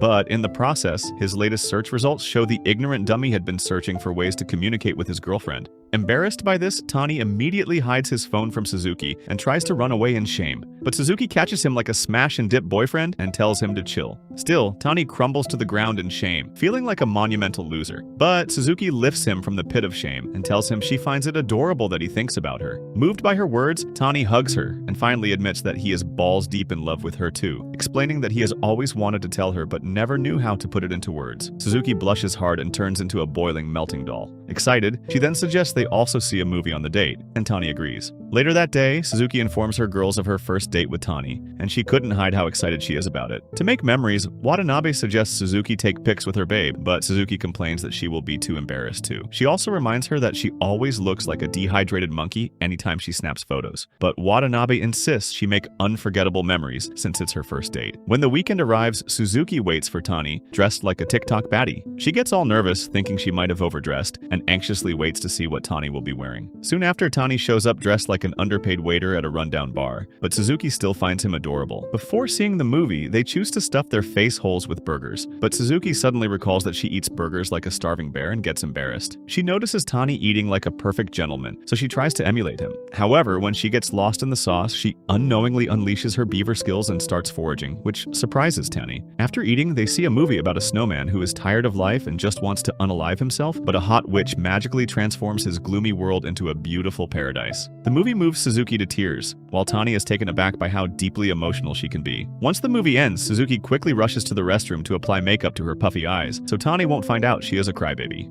Minutes later, as she leaves the restroom, she spots Tani standing in front of the movie poster like a lost bouncer, which indicates that he wants them to take a picture together. But Suzuki gets shy and refuses to take any pictures. Later, as the date comes to an end, they board a train home, but Suzuki feels horrible that the date ended because she was having so much fun. After they alight from the train and start walking the rest of the way home, Suzuki wishes the walk could stretch a bit longer so she could spend more time with Tani. As she tries to hold his hand, she freezes and pulls back, but Tani notices and takes her hand. Overwhelmed with emotions, Suzuki then admits that she had fun that day, and Tani also admits that he too enjoyed spending the day with her. Hearing this makes Suzuki blush with happiness, and when she can't control the drip in her kitty, she suggests they take a picture together. Tani is surprised that she wants to take a picture now after she earlier refused, so Suzuki explains that she wants to have something to remember their first date by. Tani then agrees, so Suzuki ends up taking a photo of them. When they finally arrive at their parting spot, Suzuki notices Tani staring at her bust area, which leaves her confused since she is flatter than the ground. Before she can ask if anything is wrong, Tani compliments the panda on her shirt, which makes her more jolly than a fatty seeing a burger. So she runs home in excess happiness, glittering like a Christmas tree and fully satisfied to have gone on a date. The next morning in school, Suzuki runs into Azuma, another one of her baddie friends. Azuma is desperately curious about Suzuki's relationship with Tani and demands she spill the tea. After Suzuki fills her in on her relationship with Tani, Azuma admits she is super jealous and wishes her boyfriend were as gentle as Tani. She explains that her current guy ghosted her because the idiot got thrown in juvie, and she doesn't know why she always falls for trap goons. When they get to class, Azuma continues her depressing yapping about her bad luck with guys. So Taira, another member of the Suzuki Friends gang, suggests she just follow sugar daddies instead of giving her cheeks excess mileage. However, Suzuki is of the opinion that bad boys are always the best because they are rough around the edges, just the way she likes it. Right after she says this, Yamada informs the lover girl that her boyfriend is over there, overhearing her degenerate nonsense. Hearing this, Suzuki freaks out and rushes to ask Tani if he heard anything. Tani replies that he heard it loud and clear, but he won't let little things like that get to him. Everyone is surprised by how chill Tani is, learning that his babe is a freak who likes bad boys. However, Taira, who has just learned that Suzuki and Tani are a couple, is even more surprised that everyone is cool with the fact that someone as cheerful as Suzuki is dating such a lonely weirdo. During lunch break, the weather gets unbearably hot, so Taira heads to the vending machine to get a cold drink. There, he meets Suzuki, also getting a drink think for herself and her man. So Taira uses the opportunity to ask why she chose to date Tani of all bottom barrel guys. Suzuki is confused by his question, so Taira explains that such a happy shoddy like her, who always reads the room, shouldn't be dating a loose-mouthed loser like Tani. Now that she understands his question, Suzuki smiles and explains to the nosy moron that she is attracted to Tani simply because he is the complete opposite of her. Later that day in class, Taira notices how friendly his other friends are with Tani, which confuses him. He finds it hard to understand how everyone just accepted Tani into their gang without any objection. After school that day, while Suzuki and Tani walk home together as usual, Tani shyly tells Suzuki that he would be willing to become a bad boy if that's her spec. However, he warns that he won't change his morals or ethics for anyone. This makes Suzuki realize that back then in class, when she carelessly talked about liking bad boys and Tani claimed he wasn't bothered, he had been capping. So she teases him a bit about it, then says she finds it adorable. Confused, Tani asks what she means when she says she finds him adorable, but Suzuki refuses to give a clear answer and just leaves bro in his state of confusion. Later that day at home, Tani wakes to find his fat Garfield sitting on his face and almost suffocating him to the afterlife. So he takes the culprit to the living room, where he meets his mom and granny. After he tells them that the cat almost cut his life short, the granny makes a joke out of it and then calls the silly cat adorable. The mention of the word adorable makes Tani wonder whether whenever Suzuki calls him adorable, she is referring to him as a pet. The next day, Suzuki and her crackhead brother Rudo hurriedly prepare for school. After they're done, Rudo gives Suzuki a ride to school on his cool bike. On the way, they speed past Tani, who is too broke to afford a ride, so he relies on his Legatus Benz to get to school instead. When Tani notices them, he gets jealous, but Amura pops out of nowhere to clarify that the guy riding the bike isn't some rival but Suzuki's older brother. Soon, Suzuki joins them, and Amura asks if she can introduce her to her bad boy brother, but Suzuki refuses and advises her to seek therapy. After school that day, Suzuki excitedly gets ready for her usual walk home with her heartthrob, but Tani crushes her expectations by informing her that he has to stay back for library duties. Instead of going home alone, Suzuki chooses to sneak into the library moments later so she can see him. When Tani catches her sneaking around and asks what she's up to, Suzuki lies that she wants to borrow a book to read. Even though deep down Tani is glad to have her around, he doesn't want her waiting so long for him, so he tells her to go home if she ever feels bored. However, Suzuki misreads it as her bothering him, which makes her feel bad, so she leaves him alone to get a book. Tani quickly realizes she might have taken it the wrong way, so he approaches and asks her to wait for him so they can walk home together, and this instantly brightens Suzuki up. Moments later, while Suzuki waits for Tani outside the library, she spots one of their teachers, Mr. Gomapon, who looks like Japanese Rick Ross, riding a tiny bike meant for the little Aidens, and she finds it amusing. Shortly afterwards, after Tani finishes his library duties, he meets her outside and they walk home together. On the way, Suzuki tells him of Mr. Gomapon and his funny antics, which she says she finds silly but adorable. Hearing her mention the word adorable again prompts Tani to ask her what she even means when she calls someone adorable. Noticing that Suzuki is confused by his question, Tani explains that he can understand that a cat is adorable, but he doesn't see how a grown man with a mature eggplant can be adorable. Suzuki then clarifies that by adorable, she means charming. Shortly afterwards, they arrive at the junction where they part ways. Before leaving, Suzuki shyly runs her fingers through her hair and tells Tani that she likes how they are slowly discovering the things they both enjoy. In response, Tani gently pats her head, causing her to blush ambulance red. Then, he cups her cheeks like he does his cat and tells her that he finds her adorable too. Overwhelmed with freaky emotions, Suzuki's face burns like a hot stove while she feels her panties getting sticky. The following day in school, Yamada and Taira unexpectedly run into Tani in the hallway. Feeling guilty, Taira then openly confesses to Tani that he had earlier questioned Suzuki why she chose to date a worthless loser like him. Yamada calls Taira a stupid donkey for even doing that, but Tani calmly tells him it's fine. Meanwhile, the girls are gisting about big black rods they would love to smash one day when they suddenly see Tani walking alongside Yamada and Taira. They also notice that Tani is smiling like a fool, which surprises them and makes Suzuki jealous since Tani had never smiled when he was with her. The next day in school, Suzuki and her girls discuss the upcoming summer festival, and Suzuki is super excited to attend with her bae. However, Satu spoils her mood by reminding her that before the festival, they have to deal with the end-of-term exams first. Later that day in class, the big mustache teacher reminds everyone to read for the upcoming exams. So once the teacher leaves, Amura and Yamada quickly suggest they all study together as a gang. However, when Yamada asks Tani to join them for the study session, Tani, as usual, coldly declines the offer, leaving them thinking he is feeling too smart to associate with bird brains like them. But before they start planning a villain arc, Suzuki immediately explains that Tani can't study with them because he has library studies to attend to. Since that's the case, Amura and Yamada then suggest that they all study at the library instead. Moments later, while they study at the library, Yamada and Amura find it mission impossible to understand a single thing, since their brains are smoother than Dwayne Johnson's bald head. So they both decide to disturb Tani to teach them. Watching her friends get all chummy with her man makes Suzuki secretly happy, and she smiles sheepishly. When Satu notices this, she asks why she is all smiles, and Suzuki shyly explains that she feels like a proud mama seeing the person she loves and her friends getting close. Feeling left out, Satu asks if she can also make friends with Tani, and Suzuki says yes, explaining that it's too easy since they're both loners. A few minutes later, after they're done studying, they all leave the library together. While heading home, Satu tries to befriend Tani by apologizing for any disturbance she and her friends caused during his library duties. But Tani tells her it's fine and then admits that he actually had fun with them around. The way he says it makes Satu laugh like a weirdo, and Tani also joins her laughing. At the end of the day, the library experience intensifies Tani's bond with Suzuki's friends. Later that night, Suzuki learns that a new convenience store has just opened near her crib, and she excitedly wants to check it out. As she wears her slides, her mom asks her to get toiletries, while her brother teases her for going out dressed like a homeless bum. Even so, Suzuki couldn't care less, since she feels confident that she's in her neighborhood, and there's no way Tani will see her dressed that way. When she finally arrives at the convenience store, she bumps into Yamada, who is also dressed like a failed SoundCloud rapper, and they both laugh at each other's bad fashion choices. On entering the store, they discover that Taira is working there, so they tease him for overworking himself like a middle-aged man with 4 little Aidens at home he needs to feed. After they're done shopping, they leave the store, and while slurping ice cream at the entrance, Suzuki comments on how she loves the smell of rain on a chilly evening. However, Yamada can't perceive any smell of rain, since his nostrils have lost their sense of smell from too much inhaling of white powder. Just then, a hot biker baddie named Nabe, who is a friend of Suzuki, shows up to also shop in the newly opened convenience store. The first thing she notices is Suzuki's old papa's shorts, so she jokes that Tani will catch her dressed like an old pensioner. However, Suzuki isn't bothered at all, since she is confident that Tani won't suddenly show up. Just as those words leave her mouth, Bro shows up on his bicycle, and the instant Suzuki sets eyes on him, she pulls a father move and vanishes. But Tani already saw her and figures she must be hiding behind the store. As he tries to confront her, Yamada and Nabe stop him and somehow manage to convince him that Suzuki isn't there, and he is just imagining things. Once Tani enters the store to get what he came for, Suzuki uses that opportunity to quickly run home before Tani sees her dressed like a grandma. But since she already runs like a grandma, Tani eventually catches up with her on his bicycle and asks why she is running away from him, like he has body odor. Feeling miserable, Suzuki then explains her reason, but Tani tells her that he isn't bothered if she isn't dressed like a baddie. Still, Suzuki is embarrassed by the situation, so Tani asks why she isn't bothered that Yamada and Nabe saw her dressed that way. Stunned by the question, Suzuki explains that it's because Yamada and Nabe have been her besties since they were little, so she has no reason to be embarrassed that they saw her dressed that way. When she notices her explanation kinda made Tani visibly upset, she asks what the problem is, and Tani tells her that he feels jealous of how long Yamada and the others have been friends with her. Suzuki then decides to explain how different he and her friends are using a food analogy. She explains that if she is presented with a random plate of badly arranged food and a nicely presented one, she would rather give him the nicely presented dish, even though they taste the same. But Tani tells her that if it's a dish he likes, no matter how it's been served, he will clean it and leave no crumbs. Suzuki is taken aback by his response, but hearing it makes her smile. Now feeling much better, she asks that they ride his bicycle together, and Tani agrees. As they ride down the street, Tani remarks that he loves the smell of rain on a chilly evening, which makes Suzuki blush as she realizes they both enjoy the same thing. On the night of the summer festival, Suzuki arrives beautifully dressed in a yukata, and knowing this is the first time Tani will see her in one makes her nervous. Soon afterwards, she meets Tani at the train station, who is dressed in his usual waiter's uniform. When Tani sees her, he nearly has a jizz bomb, but he ends up complimenting how beautiful she looks. Suzuki freezes at the compliment since this is the first time he has ever called her beautiful. However, to avoid making the situation more awkward than it already is, she quickly asks them to head to the festival. Later, when they arrive at the festival, they have fun playing all sorts of games and enjoying a variety of food. While searching for more fun activities, Suzuki spots a fat Discord mod getting intimate with his 4th baby mama, which makes her uncomfortable, thinking she and Tani might later get that close. While she is lost in thought thinking about this, Tani takes her hand and asks her to go for a walk with him. Suzuki agrees and follows him like a dummy, and as they climb a steep road, she begins to wonder where Tani is taking her. Tani leads her up to a rooftop where she finds people lounging, and that's when she learns that his intention is to show her the much anticipated festival fireworks. Soon, when the fireworks start, Suzuki almost loses her mind from the thrill, and when she tries to capture the moment, she accidentally drops her phone. But Tani activates his Spider-Man reflexes to catch the phone midair, and in the process, he and Suzuki, who also reaches for her phone, almost kiss. Feeling shy, the worthless virgins immediately maintain their distance. Tani then suggests they also see the fireworks next year, and this excites Suzuki, as she realizes that Tani has no intention of dumping her for some hoe next year. The next day in school, a girl named Nishi is having a nervous breakdown because she is antisocial. Her worst nightmare is having to communicate with people, so she prefers to be alone. While she crashes out, her friend Honda shows up and tries to get her to talk to other classmates. But Nishi complains that no matter how hard she tries to communicate, her thoughts never come out well in words. Even worse, she says, when it's a guy, she gets nervous and then confesses that she's been thinking about a particular guy lately. When Honda asks who this Prince Charming is that she's been thinking about, Nishi reveals that it's Tani. Turns out, over the past week, she and Tani had been stuck on library duties, and that's when she started catching feelings. However, she suspects Tani is in a relationship because she has been seeing a pink-haired girl sneaking into the library to see him. Also, during a previous library duty, Nishi noticed 2 delinquents disturbing Tani, and to her shock, Tani responded calmly to them. However, the way he responded made her laugh, and while she laughed, she noticed that one of the delinquents, who turned out to be Yamada, was eyeballing her hard. While the girls gist, Yamada suddenly walks in, as if summoned to interrupt their conversation, and the instant Nishi sees him, she gets tense and starts sweating buckets. After Yamada borrows a book from Honda, he takes a sudden interest in a sticker on the desk and starts yapping about how much he loves gathering stickers. This makes Nishi laugh shyly, and when Yamada notices, he stares at her weirdly. Suddenly, Suzuki shows up complaining about a huge dragonfly in their class and asks Yamada to help capture it. Yamada agrees, and as he leaves to help, Suzuki teases him for trying to rizz up cute baddies from the next class.